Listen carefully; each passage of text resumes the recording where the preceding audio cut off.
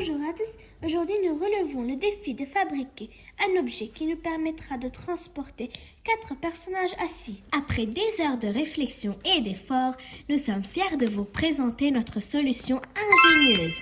Préparez-vous à découvrir comment notre objet roule grâce à l'air contenu dans un ballon.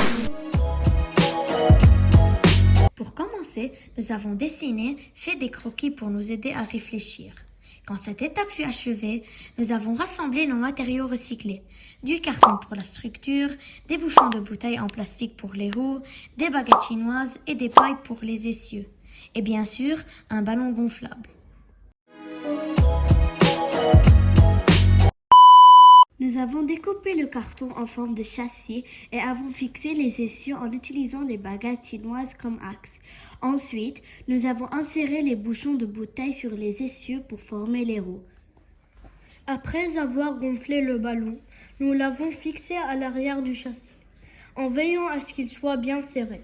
L'énergie contenue dans l'air comprimé du ballon doit se dissiper et permettre d'avancer le véhicule. Cette énergie se transforme en énergie mécanique de mouvement. Enfin, nous avons placé notre objet sur une surface plane et dégagée, prêt à le mettre à l'épreuve. Maintenant, comment notre moyen de transport fonctionne-t-il ? Lorsque nous avons gonflé le ballon, l'air a été emprisonné à l'intérieur, créant une pression d'air importante.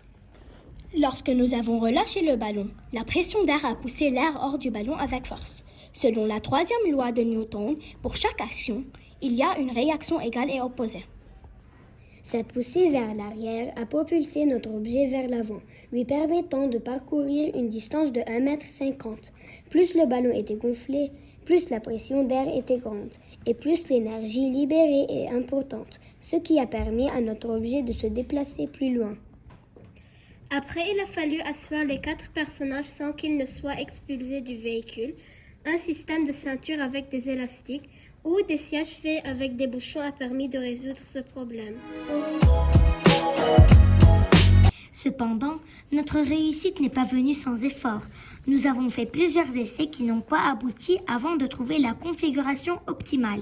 Fuite d'air, passage d'air trop serré, ce qui empêchait de libérer suffisamment d'énergie, des axes obliques, des roues qui ne touchent pas le sol, structure trop lourde. Mais nous avons appris que la phase de test est importante pour réussir.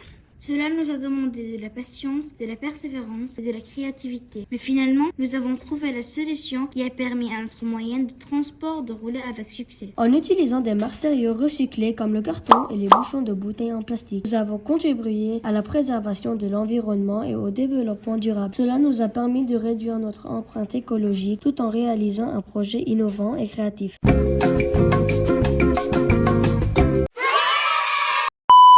Voilà comment notre moyen de transport a réussi à avancer grâce à l'air contenu dans le ballon.